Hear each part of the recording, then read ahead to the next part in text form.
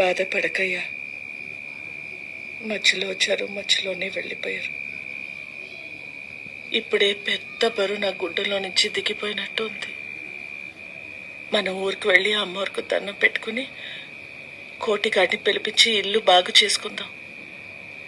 నేను రోజు కల్లాపి జల్లి ముగ్గులు పెడతా. ప్రశాంతంగా ఉందాం.